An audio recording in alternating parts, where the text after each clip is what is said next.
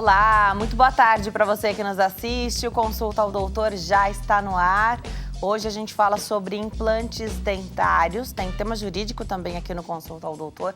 A gente vai ter a oportunidade de falar de reembolso médico.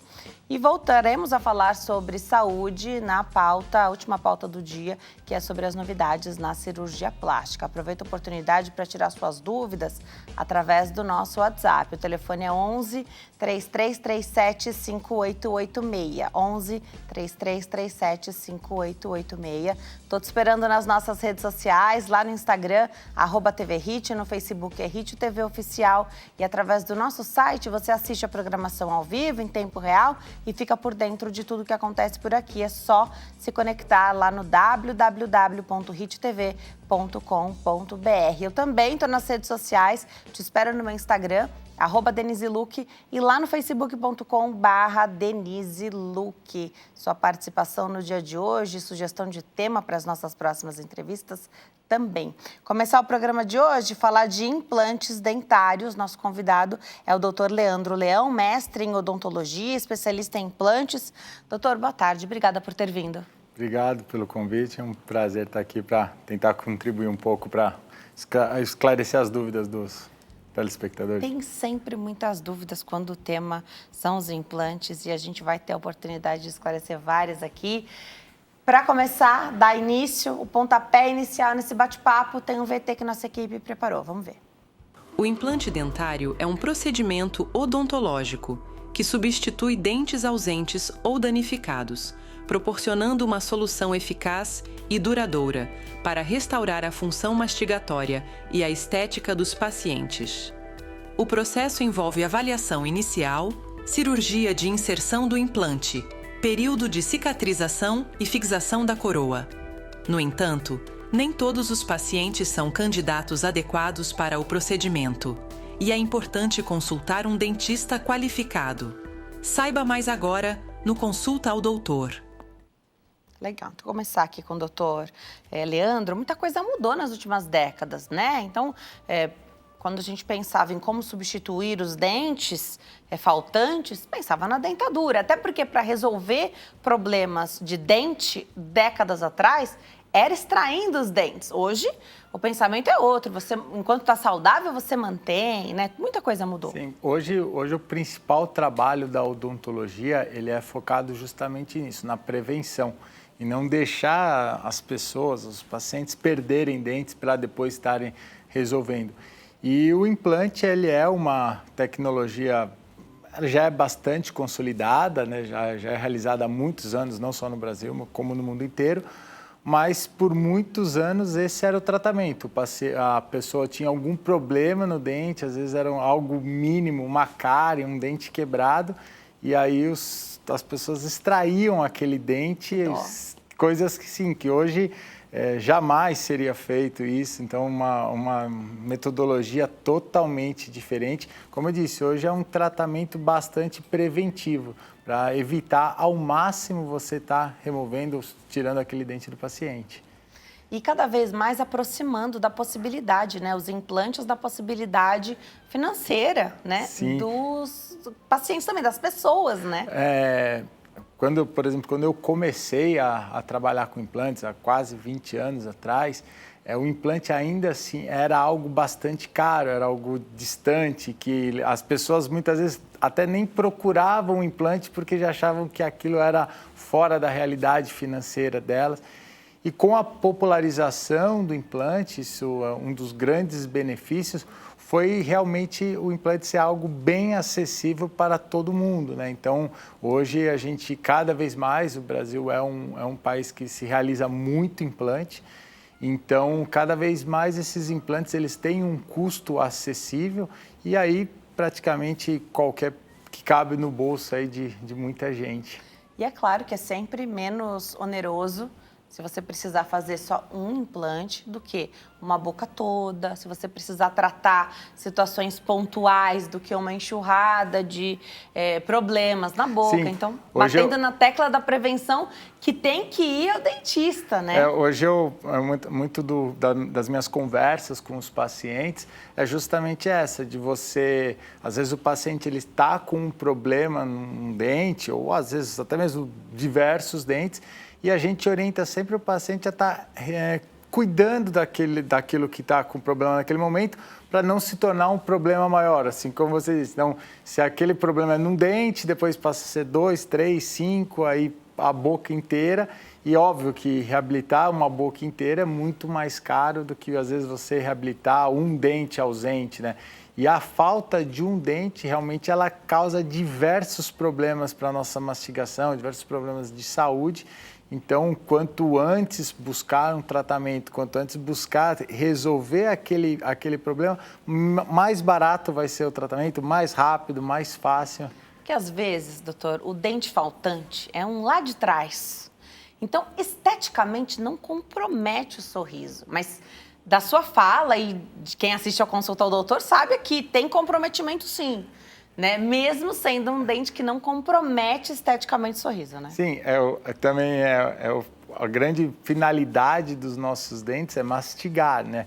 A estética, o sorriso, ela vem em consequência, né? Hoje, com as tecnologias, com tudo que hoje a odontologia pode oferecer, a gente está sempre associando, então, tanto a parte funcional, né, a parte de mastigação, a importância dos dentes na mastigação, quanto a parte estética. Então, quanto mais a gente conseguir levar esses dois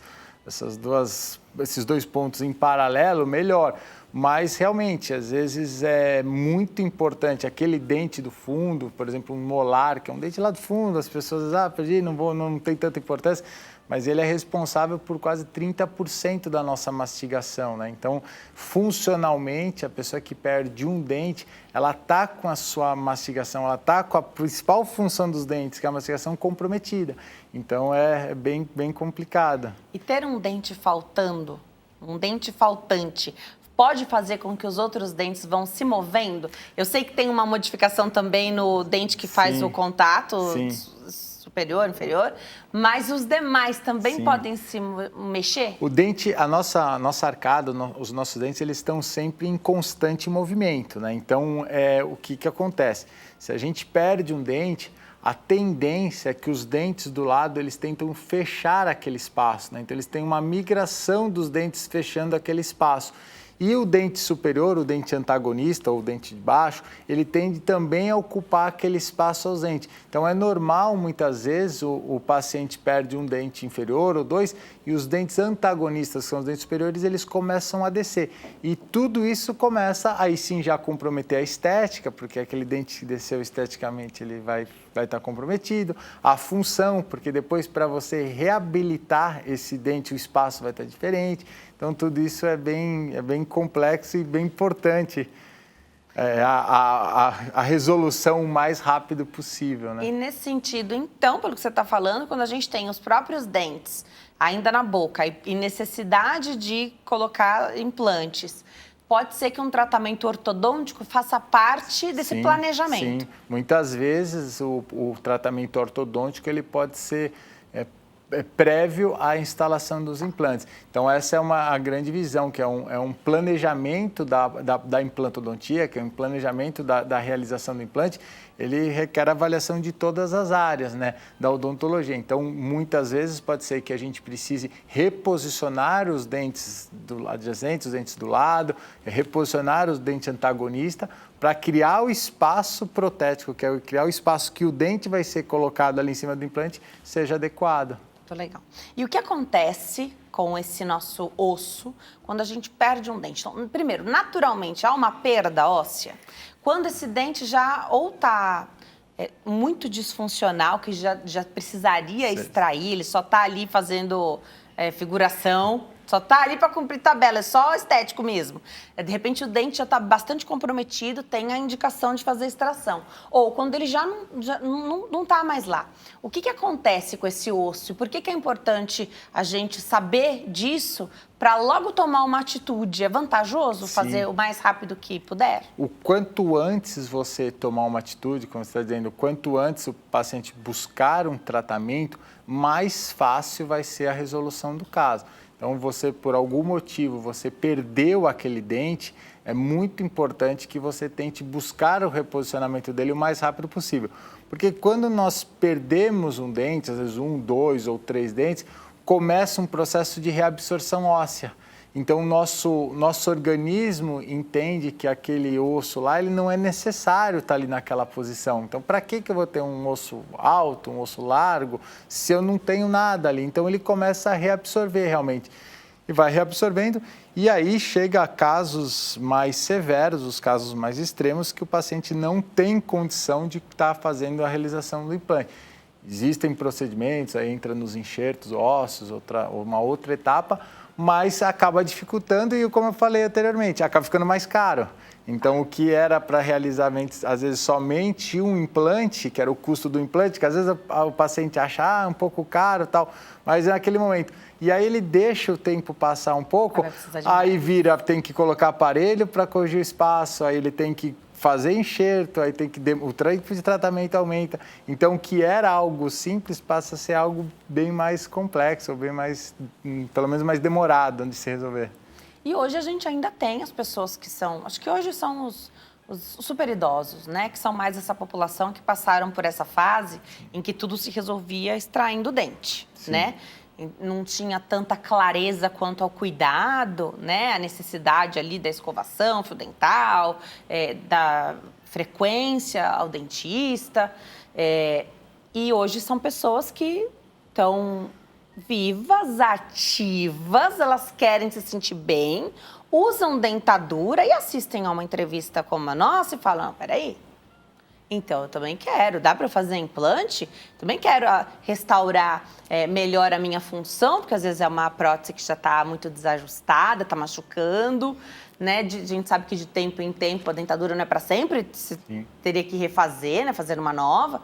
Queria que você falasse um pouquinho sobre quem já perdeu todos os dentes da boca e hoje usa dentadura.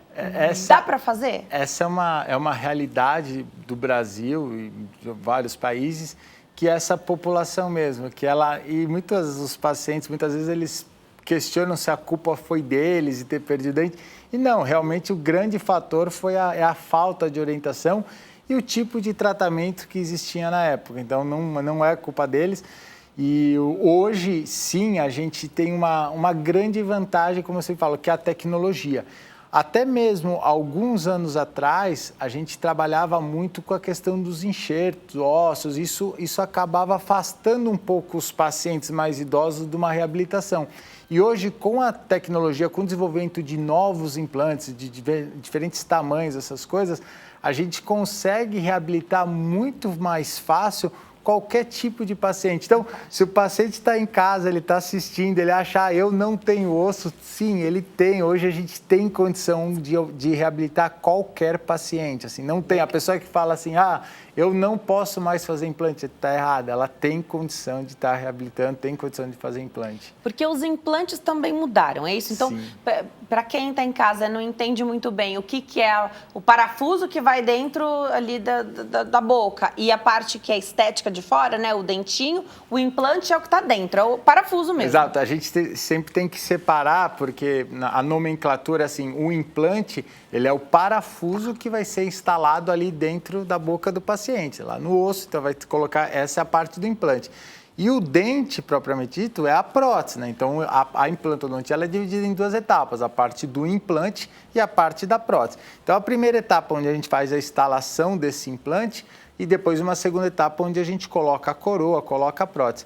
O que mudou bastante, assim, há muitos anos atrás, nós tínhamos uma limitação de tipos de implante. Então, a gente não tinha tamanhos de implantes diferentes, tipos de implantes. Então, hoje a gente tem também vários tipos de implantes para determinadas regiões. Então, como eu falei, quando eu comecei com a implantodontia, você tinha alguns implantes padrões. Então, era o mesmo implante que você usava para um dente anterior, você usava para um dente posterior. Tá. Hoje não, hoje você tem um implante que esteticamente ele vai ficar mais bonito na região anterior. É um implante que às vezes ele é mais estreito, então numa região que o paciente tem menos osso. Então por isso que as pessoas falam justamente isso. Eu não tinha condição de fazer implante há 10 anos atrás, como que eu tenho hoje? Não é que a boca do paciente mudou, mas sim os tipos de implante, o tamanho dos implantes que mudaram e passaram a ter novas opções. Boas notícias, sim, então, boas né? notícias. Ótima notícia para saber aí o que pode ser feito. No seu caso, você precisa de uma consulta com o dentista. E é essa aproximação que eu quero fazer, tá, doutora? Porque a pessoa pensa assim, mas aí eu vou ao dentista, aí ele já vai ver o que tem que fazer, já vai começar a fazer. Não é assim, né? É possível fazer uma sessão, uma consulta diagnóstica mesmo? Então, onde você vai ver tudo que a pessoa precisa fazer, porque eu entendo, assim como quando a gente fala de estética, né, de questões de pele, tem um monte de coisa que está disponível, que pode ser feito, e aí a gente pode escolher. Tem algo que é um pouco mais em conta, mas que pode dar o mesmo efeito. Esse planejamento, o que é mais grave, o que eu tenho que fazer primeiro? Não, primeiro tem que tratar o canal. Ou primeiro, né? Tem essa ordem de prioridade que a pessoa vai poder, inclusive financeiramente, porque a gente sabe que é um investimento financeiro, se programar, se organizar. É muito interessante o que você falou, porque é justamente nesse sentido que os pacientes, as pessoas deveriam trabalhar ou deveriam agir. Porque muitas vezes o paciente ele acha que o tratamento dele é muito complexo, é muito caro, é muito difícil e ele não vai fazer. E às vezes não é, às vezes é o contrário. Hoje a gente tem então tratamentos mais simples. Então aquele paciente às vezes que opta por um procedimento mais simples, a gente tem essa opção. Então existem vários tipos de prótese, vários tipos de implante. Então a gente pode pensar naquele momento para aquele paciente um tratamento mais simples, financeiramente mais barato.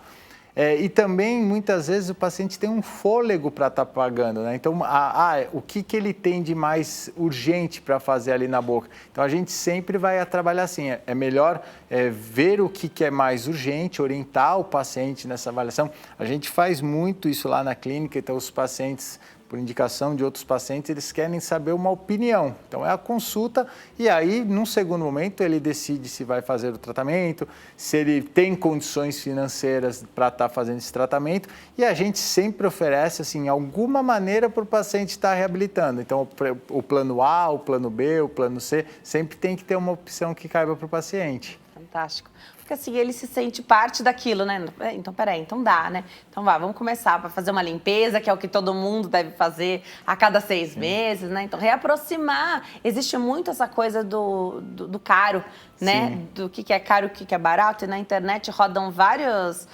chargezinhas, umas coisas engraçadas aí. É muito relativo o que é caro, o que é barato. E ainda mais quando a gente fala sobre saúde, que parece só o slogan de qualquer consultório dentário, que saúde começa pela boca, mas a gente já viu, já leu reportagem, assistiu situações acontecendo de pessoas que só tinham um problema bucal e foram a óbito, né? Sim. É muito importante, assim, como eu falei, a gente não só avaliar o paciente ali a questão da reabilitação, da questão funcional da boca, a questão estética, mas também como um principal, que é a saúde, né? Então, esse slogan ele é muito forte, é muito verdadeiro, porque a saúde começa pela boca. E nessa avaliação, eu já, ao longo da minha carreira, já tive a oportunidade de diagnosticar diversos pacientes com problemas, lesões sérias de boca, né? Então, que o paciente às vezes foi numa avaliação buscando algo bastante simples, uma estética, e acabou aparecendo, resolvendo, às vezes com antecedência, um problema que poderia se tornar mais grave no futuro. Então, tudo isso, essa consulta, essa ida no consultório no dentista é muito importante. Agora, você falou da mudança, né? Em espessura, né? Tamanho e como que esses implantes podem nos servir melhor. Pensando em alguém que não tem nenhum dente na boca. De quantos implantes você precisa para cada arcada? Como é feito esse cálculo? Isso depende. Existe, a gente sabe que muitas vezes tem a quantidade de osso, mas esse osso não tem a qualidade desejada. Tem isso dentro da boca também? Tem assim, quando tem a quantidade de osso, a gente, vamos dizer assim, desejada, é muito mais tranquilo. Assim, a qualidade, ela pode, às vezes, não ser tão significativa, Perfeito. porque num primeiro momento ela pode não ser boa, mas ela passa num segundo momento a ser boa. Mas hoje, um dos trabalhos que nós realizamos assim, com bastante frequência são esses pacientes desdentados totais. São as pessoas que usam duas dentaduras, não tem um dente em cima, nem um dente embaixo e usa duas próteses. Geralmente, lógico que tudo que eu estou falando tem diversas alternativas, tal, mas geralmente a gente trabalha com 4 implantes na parte de baixo e mais ou menos 6 implantes na parte de cima. E aí, assim, para as pessoas que estão assistindo, como eu falei, ao longo dos anos que eu opero, quase todos os dias, pacientes, dificilmente o paciente não tem condição óssea na região inferior. Assim, legal. Talvez perca menos osso embaixo? Perde menos osso, a região aqui do mento, do queixo, é uma região que a gente tem uma condição óssea muito satisfatória. Então, assim, é muito raro o paciente não ter condição óssea para fazer implante na parte inferior. Isso passa a ser um tratamento que a gente fala básico, mas que já ajuda, já transforma a vida do paciente, que é uma reabilitação inferior, onde a gente coloca ali 4 implantes e uma prótese fixa nesses implantes que pegam todos os dentes, e às vezes, num primeiro momento, uma prótese total, uma dentadura em cima, mas isso já, eu diria que vai 70% já de satisfação do paciente só com esse primeiro passo. E financeiramente não é nada fora da realidade. Precisa de um tempo de descanso depois dessa cirurgia? É uma cirurgia, então primeiro eu quero saber o que mudou cirurgicamente de anos para cá também. Muita preocupação, às vezes, com sangramento, o tempo ali cirúrgico, tendo em vista que isso é feito no consultório mesmo do dentista. Não só os equipamentos, vamos dizer assim, os tipos de implante, aí tem diversos fatores que a gente poderia falar, o tratamento de superfície do implante, o corte do implante, o formato da rosca dos implantes, tudo isso evoluiu, mas as técnicas cirúrgicas, elas evoluem também. Então, a maneira que se era operado há 20, 30 anos atrás, hoje é diferente. Então, hoje uma cirurgia como essa, ela leva ali 25, 30 minutos, e é um pós muito rápido, super tranquilo, assim, a grande maioria dos pacientes, eles voltam falando que não tiveram nenhum tipo de dor, que não precisaram tomar nem analgésico no pós-operatório. Então, hoje é um procedimento bastante simples. Mas tudo isso por quê? Porque a técnica evoluiu, então a técnica cirúrgica hoje ela é muito menos invasiva, muito mais rápida. Então, esse fato da cirurgia ser muito rápido, o pós-operatório do paciente passa a ser muito confortável. Então, os pacientes retornam da cirurgia falando, olha, não tomei nenhum analgésico, não sentiu nada de dor, justamente por todos esses fatores. Colocou os implantes. Depois de quanto tempo que a gente pode pensar na parte estética, então, nessa prótese? Esse tipo de tratamento que eu estou falando, que é um tratamento assim, que abraça grande parte da população do Brasil, ele é um tratamento que hoje, na maioria dos casos, a gente faz em carga imediata. Ah, a famosa carga imediata. A gente reabilita o paciente em 2 dias, mais ou menos. Existem alguns pré-requisitos para isso, mas ainda assim, como eu falei, grande parte das pessoas vão se enquadrar nesses pré-requisitos. E aí a gente faz ali entre 2 dias, em média, a gente consegue reabilitar o paciente, fazer a instalação do implante no primeiro dia, segundo, terceiro dia faz a instalação da prótese. Alguns casos já, por exemplo, casos estéticos, casos unitários, existem algumas variações, não para esse paciente que perdeu todos os dentes, aí existe uma média de aguardar uns 2 a 3 meses na parte de baixo, lá na mandíbula, e uns 4, 5 meses na parte da maxila. Tudo isso também está interligado com a qualidade e o tipo de implante que o profissional vai estar trabalhando. Então, hoje tem implantes já melhores, implantes com mais qualidade, que permitam que a gente faça a instalação do implante e num tempo de espaço menor consegue fazer a prótese. Muito legal. Tem perguntinha do público? Vamos colocar na tela? Pergunta chega através do WhatsApp. Pergunta do Antônio, do Rio Grande do Norte. Boa tarde. Existe algum perigo do implante para quem faz ressonância magnética por ele ser de metal? Obrigada, Antônio. Essa é uma pergunta bastante interessante e até às vezes os próprios centros de radiologia, eles desconhecem essa informação. E aí, às vezes, o paciente fala, eu fui fazer ressonância e não deixaram. Mas não tem nada a ver. O paciente que faz implante, ele pode fazer ressonância magnética tranquilamente, até porque o implante, ele é um titânio, que a gente fala, titânio comercialmente puro. Então, ele não tem nenhum tipo de... o problema é a magnitude lá do implante. Não tem nada a ver. Não Pode tem nada a fazer ver. a ressonância Pode fazer magnética. tranquilamente. Muito legal.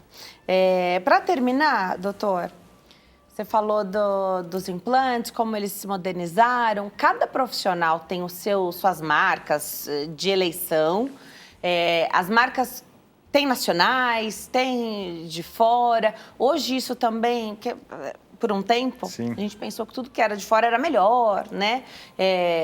Como é isso hoje aqui na odontologia brasileira, que é referência também no mundo, né? Não, assim, para todas as pessoas que têm interesse em estar realizando implante, é óbvio que existem grandes empresas internacionais que fabricam implantes de alta qualidade, mas existem também empresas brasileiras que competem de igual para igual com qualquer uma dessas empresas. Então, não tem nenhum problema. Meu implante é nacional. Óbvio que tem implantes nacionais que são de baixa qualidade, assim como tem implantes internacionais que são de baixa qualidade. Mas existem implantes nacionais que têm as mesmas qualidades, às vezes até superam os implantes internacionais. Implante importado, isso já ficou muito para trás. Hoje a qualidade é espetacular. Muito legal. Volte outras vezes, doutora. Adorei bater esse papo com você. Obrigado. Eu vou deixar o contato lá no Instagram, @dr.leandroleão. @dr.leandroleão. O site é clinicaessenze.com.br. Volte sempre. Tem muita dúvida sempre do público para falar aí de saúde bucal, da reabilitação, né? De como é importante ter função. A estética a gente também quer, mas função sempre em primeiro lugar. Obrigada, viu? Obrigado, foi um prazer conversar com você e poder contribuir e ajudar um pouquinho para a dúvida dos seus telespectadores. Obrigada, venha mais vezes. A gente vai para o intervalo. No próximo bloco, o bate-papo é jurídico, reembolso médico em pauta por aqui. Estou te esperando, até já.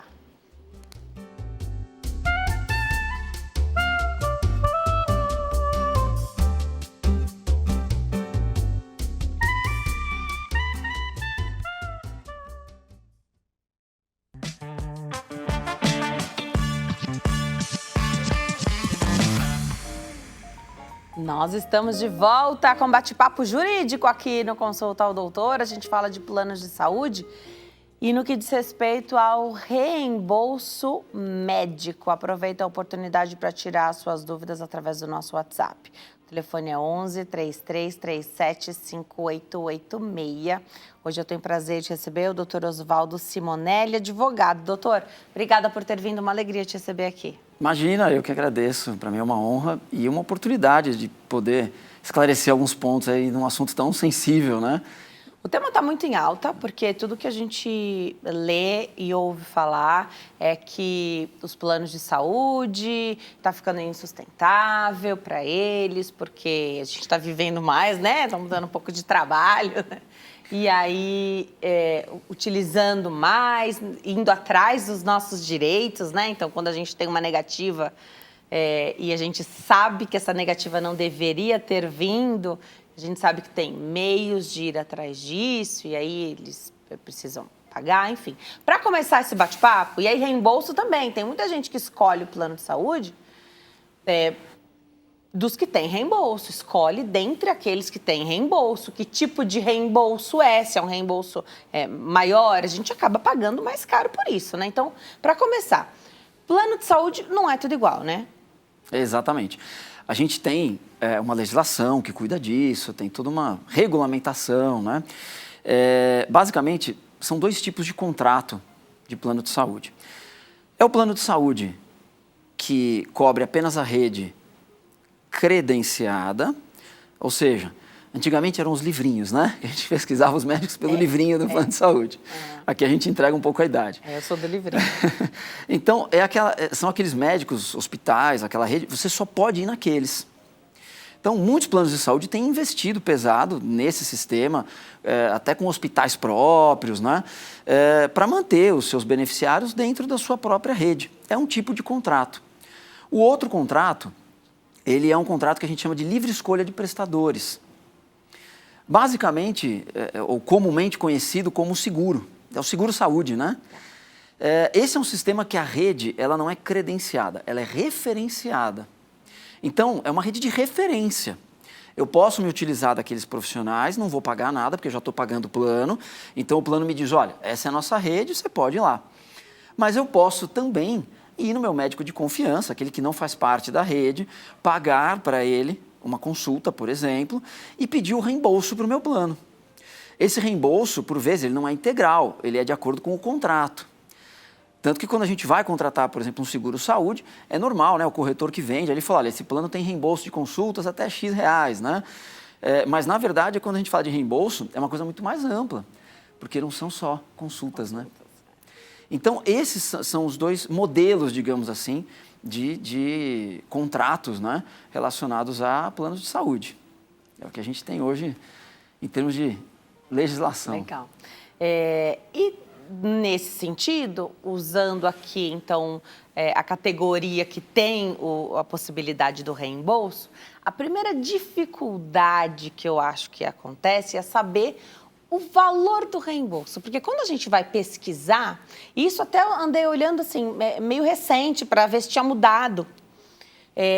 O valor não aparece em reais quando você vai pesquisar ali. Então, você tem... Hoje não é mais o livrinho, né? Você vai lá no site, no aplicativo, aparece ali um número. E para procedimentos, para exames também, não está em reais o valor.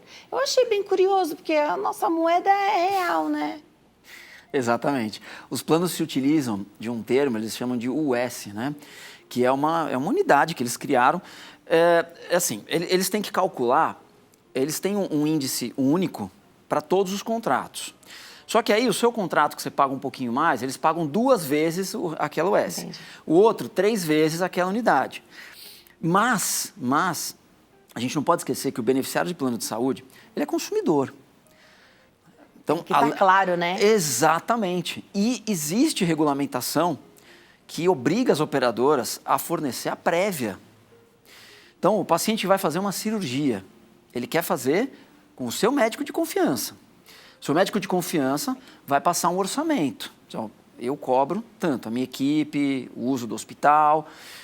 Esse paciente tem o direito de entrar em contato com a sua operadora, com aquele relatório médico e solicitar uma prévia. Perfeito. E aí ele vai saber, olha, minha operadora reembolsa X, o médico está cobrando 2X, então a diferença ele vai ter que pagar do bolso dele. Né?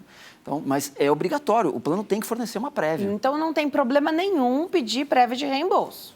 Nenhum, tá. Nenhum. Inclusive de consulta? Inclusive de consulta. Consulta é simples, né? Consulta, geralmente, quando faz a contratação, você já fica sabendo na hora até aí, porque o corretor já informa, porque é o básico, digamos assim. Agora, os procedimentos, isso não é tão claro como deveria, mas sim, o beneficiário tem direito. Pensar na consulta. Não sei se é ainda, mas era uma prática muito comum o fracionamento da nota. Então, enfim, você tinha um reembolso de R$100, a consulta era 200, o médico dava uma nota no mês, outra nota no outro, mas você já pagou tudo logo de cara, óbvio, né?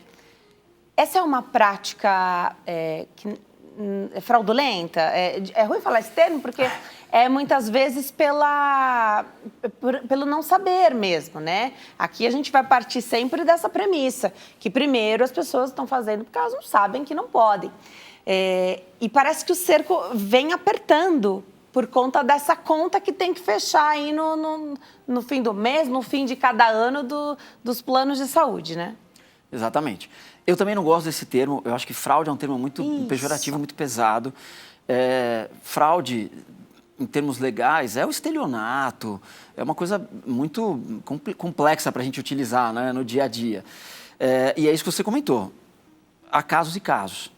A grande maioria faz isso de forma até rotineira, porque às vezes o próprio médico também não sabe e oferece essa possibilidade, olha, quer fracionar aqui e tal. Isso não pode. Isso não pode. Então, se o plano de saúde detecta essa situação, ele vai entender como fraude. Isso, era aí que eu queria chegar, porque em alguns planos de saúde estão colocando checklists antes de você submeter a eles uma nota fiscal para o pedido de reembolso. E nesse checklist tem uma série de informações indicando ali que o fracionamento da nota fiscal é fraude. Então, eles têm usado esse termo. A gente sabe que pensar em uma fraude, pensar em algo grande, né?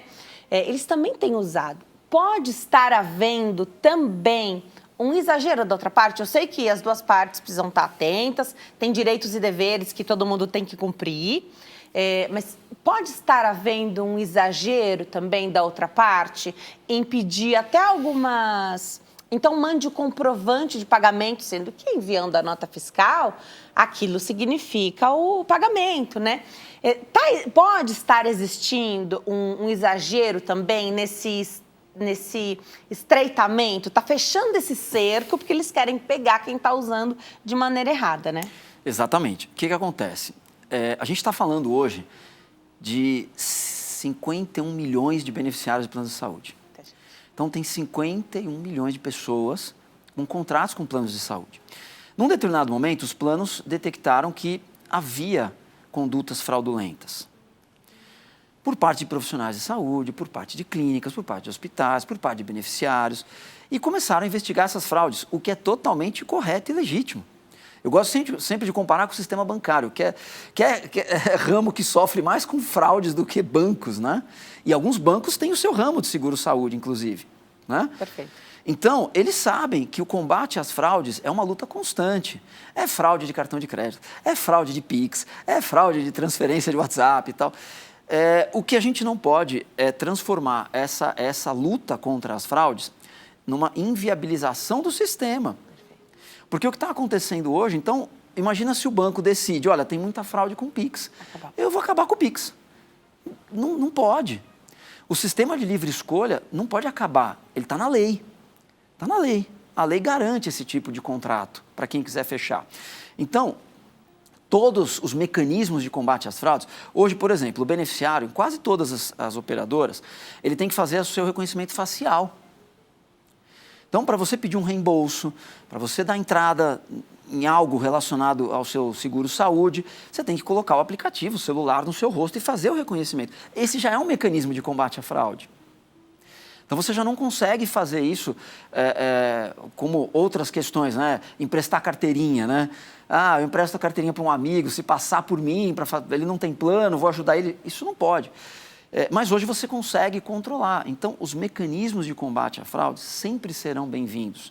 Porque o sistema de plano de saúde, ele se autossustenta. Ele vai ficar mais caro para mim mesmo, tenho plano. Eu também não quero que as fraudes impactem o meu plano mensal.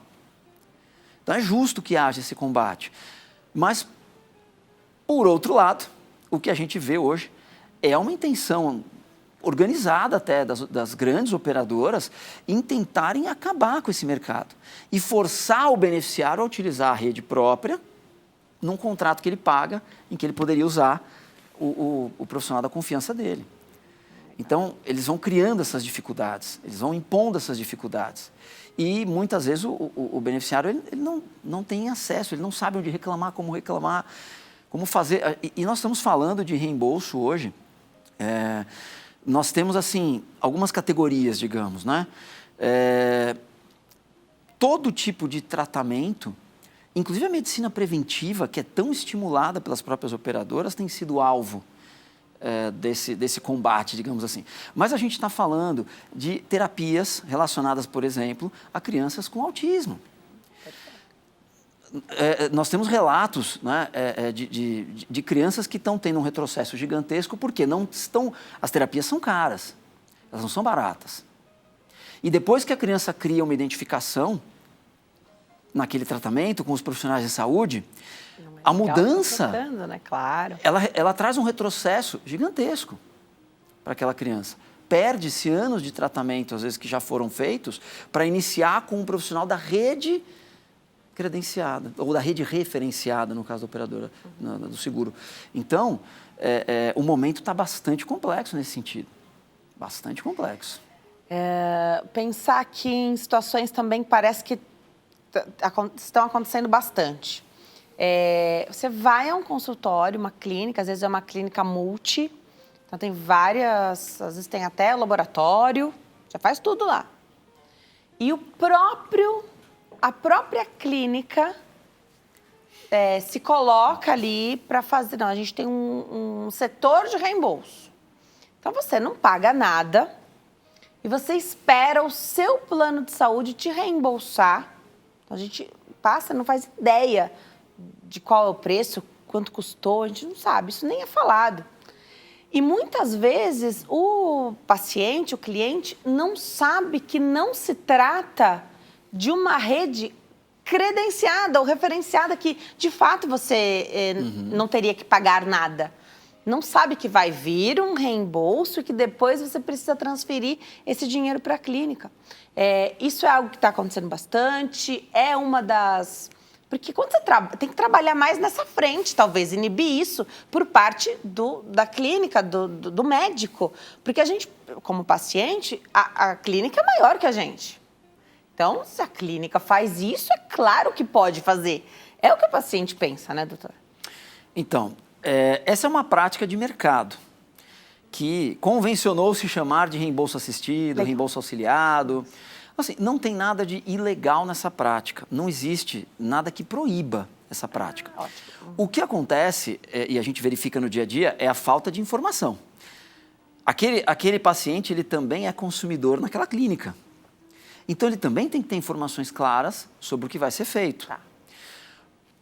O que não pode acontecer é o abuso. Porque a partir do momento que o paciente... veja, é uma comodidade que a clínica oferece. Então, você vai até o local, você consegue colher exame, você consegue fazer ultrassom. Não tem problema nenhum nisso, para começar. Nenhum. E a clínica oferece a possibilidade desse paciente ou fazer o pagamento direto ali e ter o reembolso depois, ou dar a entrada no reembolso, coisa que as operadoras não estão aceitando mais, sem o pagamento efetivo, né? Então, hoje, essa prática diminuiu muito, porque o paciente tem que desembolsar de alguma maneira. As operadoras têm adotado o que eles chamam de reembolso sem desembolso. Não existe para as operadoras. Porque para reembolsar, o próprio termo, né? Você tem que ter desembolsado para depois ter o reembolso. E uma outra coisa que você falou que eu achei curioso, ou da pessoa pagar, então, ter o reembolso, ou de esperar acontecer sem saber quais eram os valores daquilo que ela fez. Porque Sim. todo serviço tem que ter um valor. Agora, se o meu convênio, meu plano reembolsa 2.000, para mim custou 2.000. E para você, que o seu plano reembolsa 500, para você então custou 500? Então, esse é outro ponto. Isso não pode, porque isso é manipulação de preço. É como você chegar no posto de gasolina e você ter o carro bonito, ele vai cobrar a gasolina mais caro. Não pode, né? Não pode. Tá. Então, qual é a orientação também para as clínicas? Elas têm que ter tabelas próprias delas. Se elas quiserem, por exemplo, dar um desconto na tabela, para que o paciente não tenha que pagar do bolso dele a diferença, tá tudo bem, é um desconto. Ele não pode cobrar, por exemplo, acima dessa tabela de acordo com o seu plano. O seu plano é muito bom. A minha tabela é 3.000, seu plano reembolsa 5. Eu vou cobrar 5. Isso não pode. Aí ele está manipulando o preço. Então, ele tem uma tabela. E o paciente tem direito de saber esses valores. Tem direito de saber quanto ele gastou ali na clínica, qual vai ser o valor de reembolso, ele tem direito a saber a prévia, tudo isso. Assim, quanto mais transparente, menos problemas, né? E nesse sentido, se você não tem o desembolso, se você não desembolsa nada, de alguma forma, essa clínica pode ficar no prejuízo, porque ela vai dar a quitação da dívida e enviar esse documento de quitação da dívida como se pago estivesse para esse plano de saúde. Então, se algo der errado, ela mesma enviou o documento de quitação. Então, é como se tivesse sido pago. Exatamente. Se foi dada a quitação, é porque antigamente, como a gente falou no início aqui, né, bastava a nota fiscal. A nota fiscal já era o comprovante. Hoje não é mais, então? Algumas operadoras aceitam ainda só a nota fiscal, geralmente para procedimentos mais baratos, como consulta. E tudo bem precisar desse, ou o canhotinho, ou esse comprovante, não? O problema é que, assim, algumas operadoras, de novo, exageram nisso. Tá. Né? Então, a gente tem casos, por exemplo, e são casos reais mesmo. Imagina que foi o marido e a esposa na clínica. E um dos dois fez o pagamento no cartão de crédito, único. Sim. Tem operadora que não aceita. E diz não. O comprovante tem que ser personalíssimo. Isso é um abuso. Isso é um abuso. Entendeu? Então, assim, tem operadora que o paciente manda o comprovante do Pix. Foi feito o Pix, ele manda o comprovante. O operador diz, eu quero cópia do extrato bancário. Isso também é abuso. Por um tempo se falou sobre isso, mas acho que foi antes da pandemia, depois veio a modalidade da teleconsulta. Eu não sei como é que isso teve o desfecho, mas eu vou perguntar aqui que eu acho uma ótima oportunidade. Cogitou-se a possibilidade até de, numa dúvida de se havia acontecido aquela consulta ou não, do plano de saúde, poder ter acesso ou pedir isso, o registro. Então, se era um prédio comercial, por exemplo, a gente dá o RG, então tira uma foto, você tem um horário de entrada e saída, tem essa questão do acesso, né?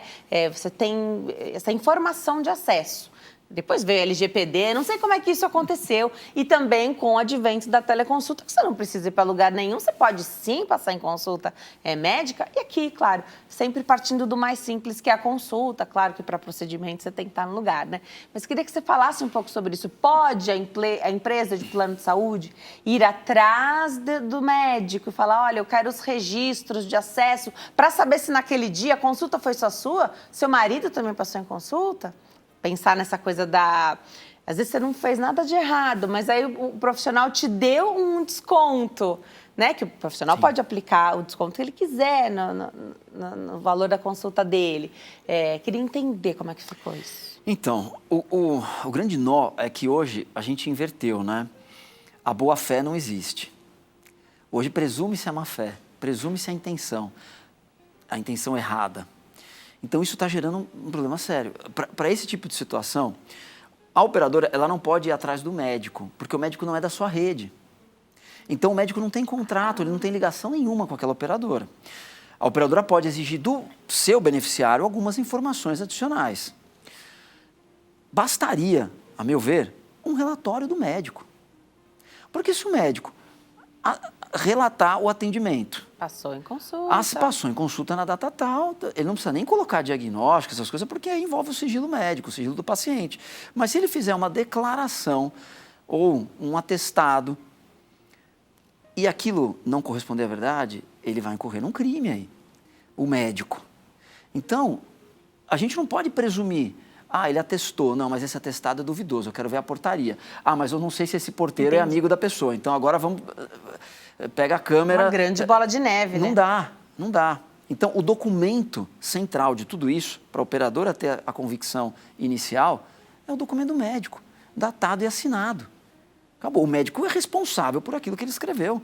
E aí ele pode responder junto ao Conselho de Medicina, pode responder na polícia.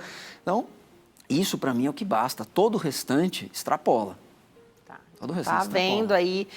Sim. Às vezes pesando a mão, então, Exatamente. Pedindo algum tipo de informação ali que não caberia ao plano de saúde. Você falou de tratamento de crianças aí no espectro autista, também dessa maneira, né? Também muitas vezes pedindo muita informação de necessidade ou não, e deixando, às vezes, o convênio, o plano de saúde, da empresa desse marido, por exemplo. Sim. E existe hoje uma puxada de orelha aí com relação ao uso. Às vezes vem e-mail de sinistralidade, o pessoal manda aqui perguntas falando sobre isso. Claro que todo mundo tem que usar com sabedoria. Eu parto do pressuposto que a gente usa quando precisa, né? Exatamente. A gente tem que acreditar que as pessoas usam de boa fé, que nós estamos falando de 51 milhões de pessoas, a grande maioria usa de boa fé. A grande maioria trata o plano de saúde de uma maneira correta. Se existe uma minoria que trata isso de maneira indevida, como em qualquer área, existe sempre uma minoria, faz parte da nossa sociedade, infelizmente, mas faz parte. Se tem alguém com algum desvio de conduta, esse alguém tem que ser detectado, tem que ser punido, mas não pode ser uma coisa generalizada. O problema é que hoje a gente está vivendo uma generalização. Essa inversão que você falou, inversão. Né? Todo mundo pagando pato de aqueles que são a minoria, né? Hoje você parte do princípio que se o paciente pediu reembolso, alguma fraude ele está fazendo. E não pode ser assim. Ele está pagando por aquele serviço, ele está pagando. E não é barato, né? O plano de saúde, a gente acompanha os reajustes anuais, aí é 20%, 25%, não é barato. Então, isso volta para o próprio bolso do beneficiário. Então, é importante que haja também essas campanhas de conscientização, porque uma das maneiras de você coibir essa fraude é mostrar justamente que volta para o bolso. Sim, sim. Informar, porque uma coisa é você agir quando você não sabia. Sim. Outra coisa é você agir quando você já sabia que aquilo não podia fazer. Né? Então, acho que investir nessa questão da educação, da informação, talvez seja o melhor caminho. Vai pegar aí na consciência das pessoas que vão passar a saber que aquilo que faziam, quando não sabiam, agora já sabem, não pode fazer. Para terminar, hoje é difícil encontrar um plano que se faça individualmente. Aí todo mundo abre empresa, tem um CNPJ, vai lá e consegue fazer o plano de saúde. Pode abrir uma empresa, ter um número de CNPJ única e exclusivamente, não tem empresa nenhuma, não tem funcionário, não tem função aquela empresa, é só para o plano de saúde, pode? Olha, é um absurdo, mas pode. Infelizmente, os tais planos individuais e familiares sumiram do mercado, a gente tem pouquíssimos hoje. Por quê? É bom que as pessoas entendam por quê. Porque o plano individual e familiar, ele tem uma série de regras. Existe um órgão que controla os planos de saúde que chama ANS. É um órgão do governo, é a Agência Nacional de Saúde Suplementar. Inclusive, é lá que as pessoas podem reclamar do seu plano de saúde. Então, quem tiver alguma reclamação, procure na internet, a ANS vai achar como reclamar. Só que a ANS, para esses planos, ela impõe uma série de restrições, inclusive relacionada ao reajuste. No individual? No individual. Tá. O reajuste, por exemplo, do individual, o último que teve, pela ANS. foi acho que 9,5% mais ou menos. Os reajustes de pessoa jurídica é 20%, 25%, porque é num cálculo que as próprias operadoras fazem. Tá, então, eles podem não oferecer mais o individual e o público pode, sim, abrir uma empresa com essa finalidade. É o que tem sido feito hoje em dia. Saída, né? É a saída. Para você ter um plano de saúde, é a saída. Tá. É a saída. Sempre tem muitas perguntas sobre esse assunto. Eu vou te convidar a voltar. A gente aborda, eu adoro abordar a questão de saúde que está relacionada ao direito. Então, o direito em saúde, né? Eu acho que é o dia a dia de todo mundo. Acho que a gente precisa ter essa informação, fazer esse trabalho, né? Da educação, da informação e, a partir daí, reduzir uma série de problemas que possam vir a acontecer. Vou deixar o Instagram do doutor, @Osvaldo_Simonelli, com 2 L's e I no final. @Osvaldo_Simonelli. E está convidado a voltar, doutor. Obrigada, viu? Eu que agradeço, estou sempre à disposição. Obrigado. Adorei esse bate-papo. A gente vai para o intervalo. No próximo bloco, a gente volta a falar sobre saúde, as novidades na cirurgia plástica. E eu estou te esperando. Até já.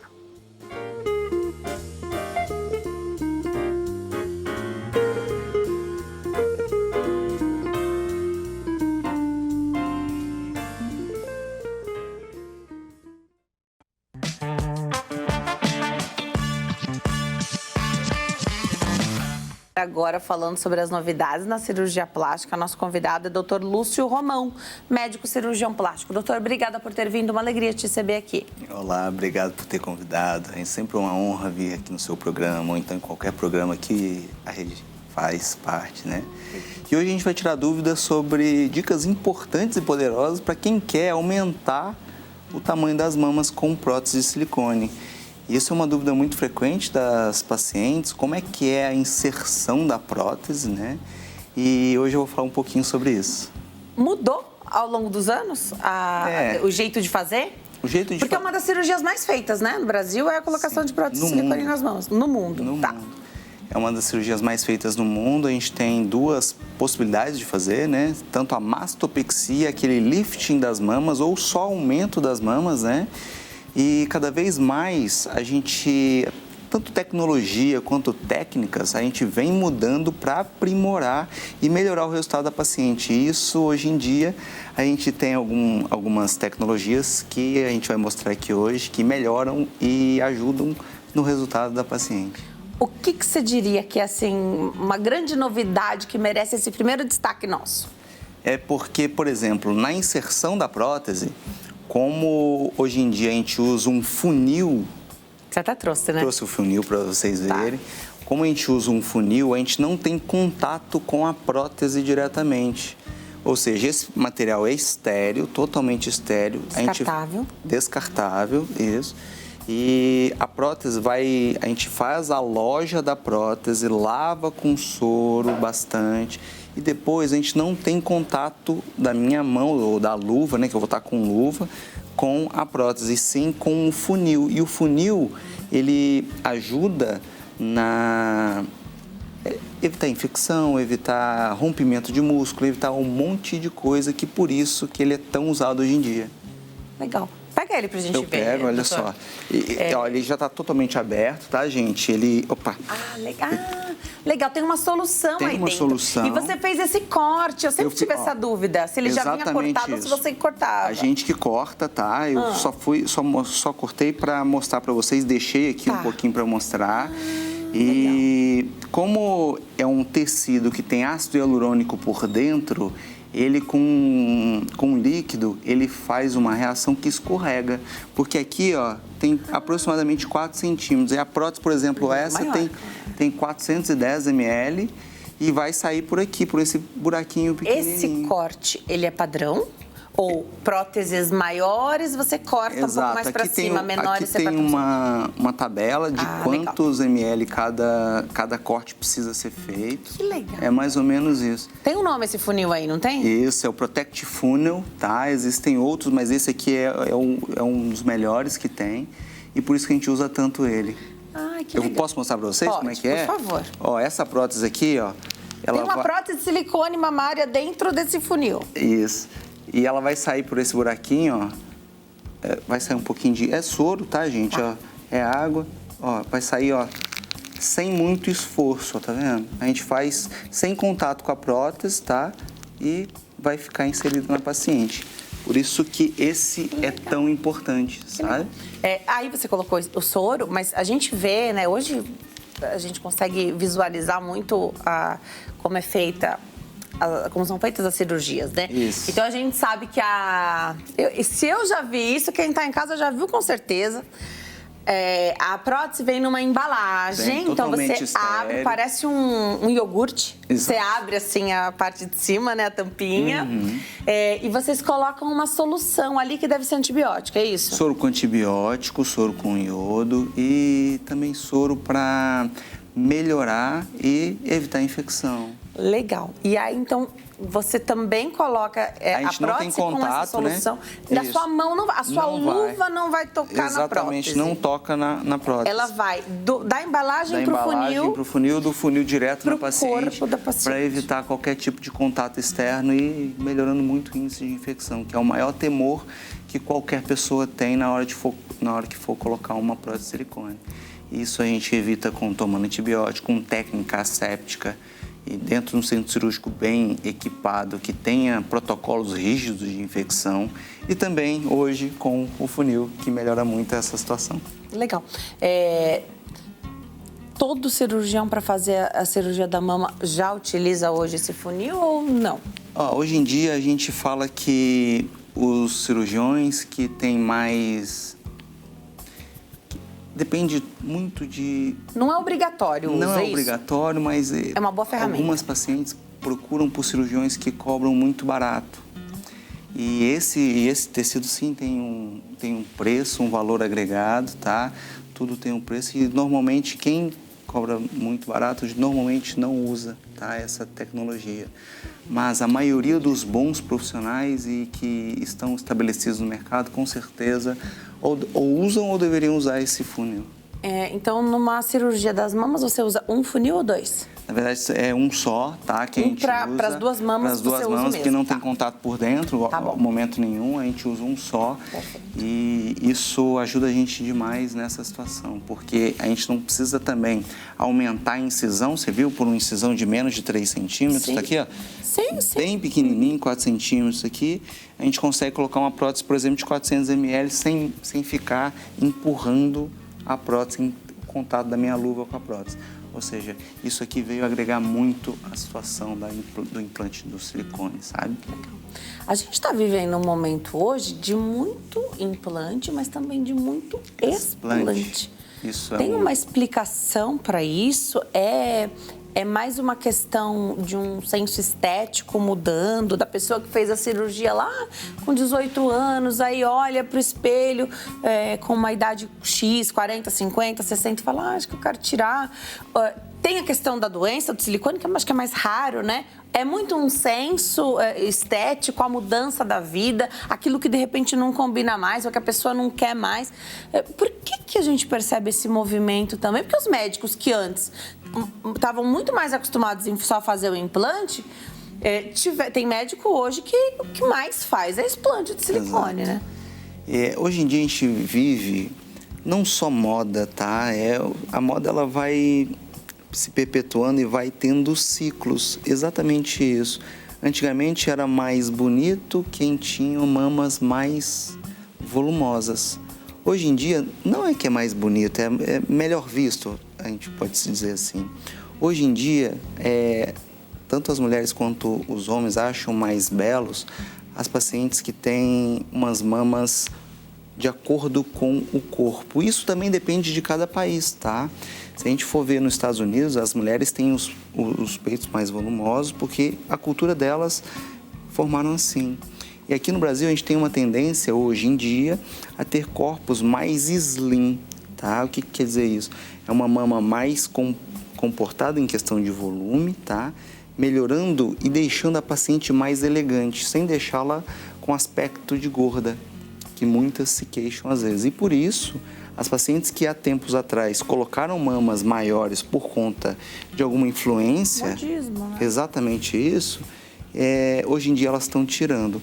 A gente não pode esquecer que existe uma doença do silicone, tá? Que é um volume muito pequeno dos explantes, mas existe. É uma doença que é totalmente excludente, ou seja, a gente tem que excluir todas as outras possíveis doenças para sim falar que é da prótese de silicone, viu? E esse é um motivo também pelo qual existe o explante. Tá.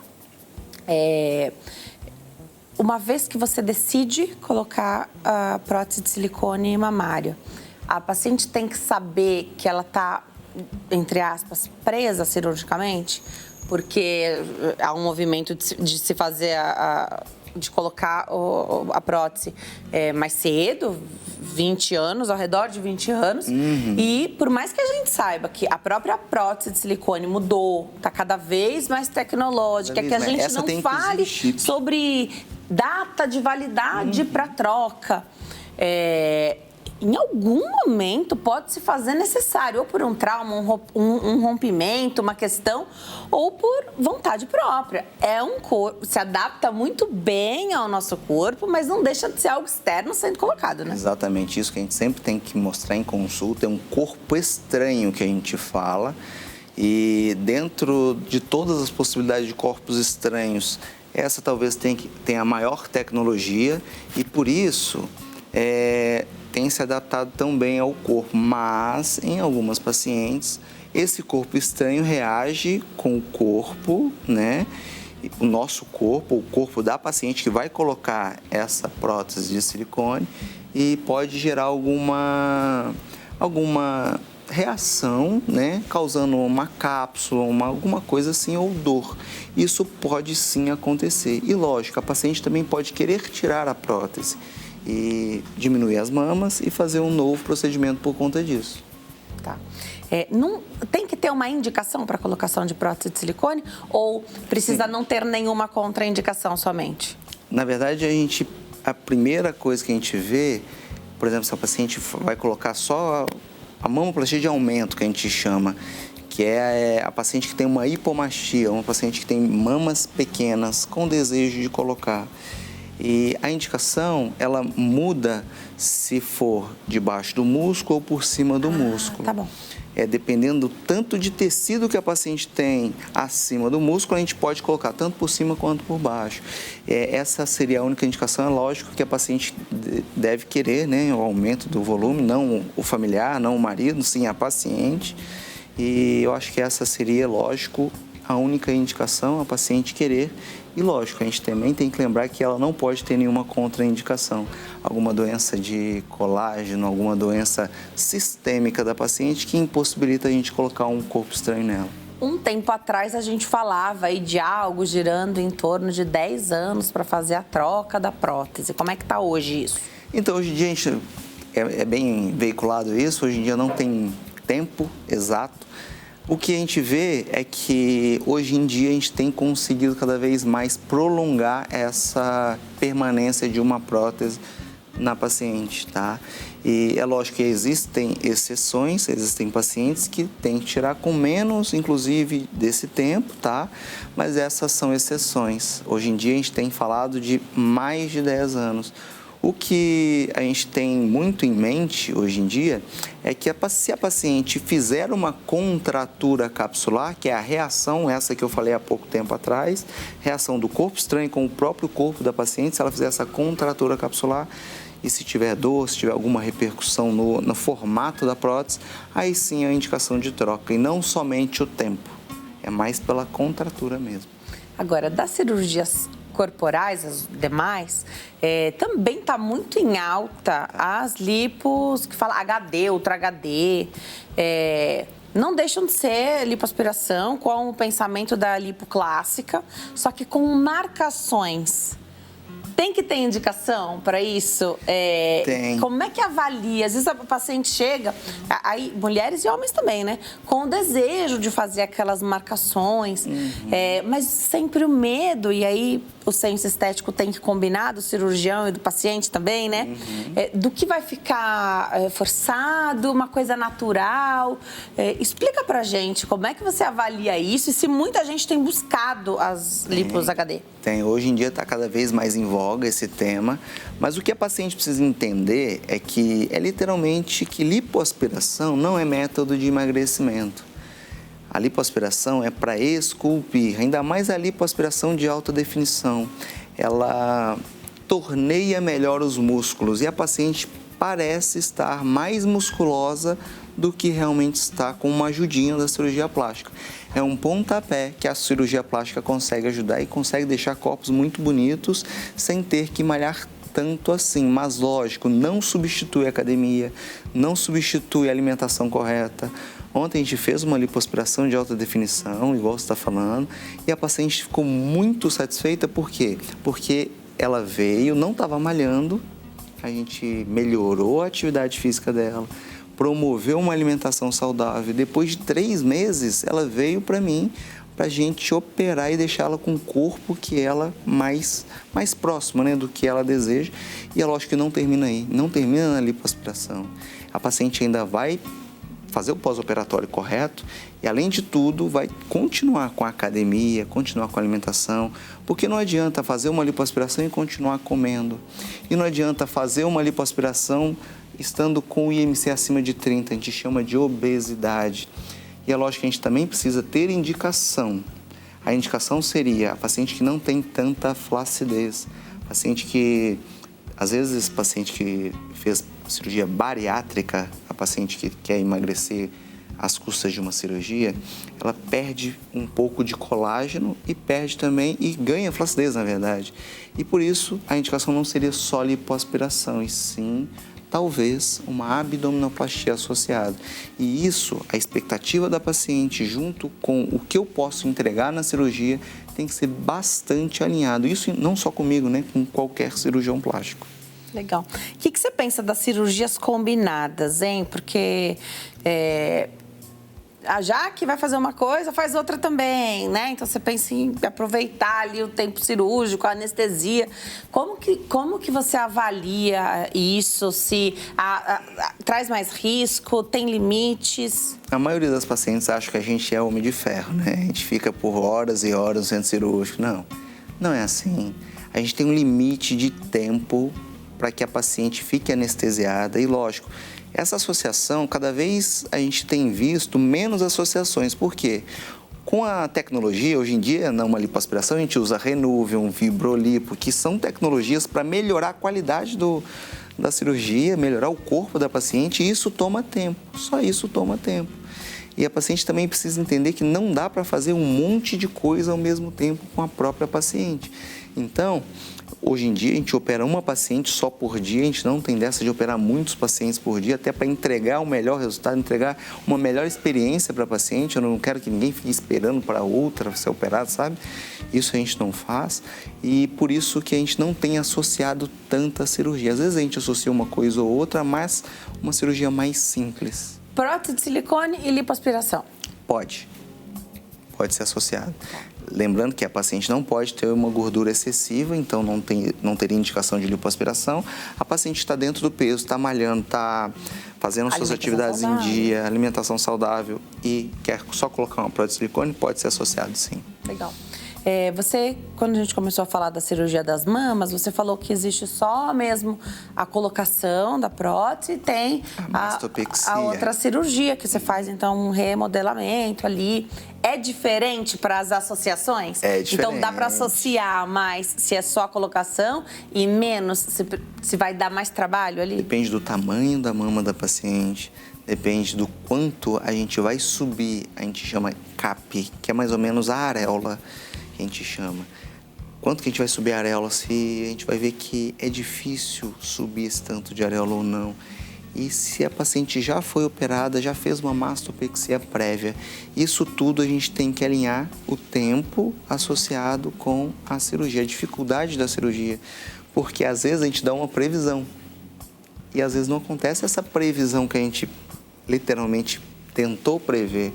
Porque só na hora da cirurgia que a gente consegue limitar. Olha, conseguiu o resultado bom, é agora que a gente termina. E essa cirurgia pode se prolongar um pouco mais. Essa cirurgia em hospital, onde é que você opera? Exatamente isso. Essa é uma pergunta muito frequente. A gente opera em hospitais, tá? Que tenham suporte. Hospitais bons, adequados, que tenham UTI. A UTI a gente sempre fala que a gente não quer usar.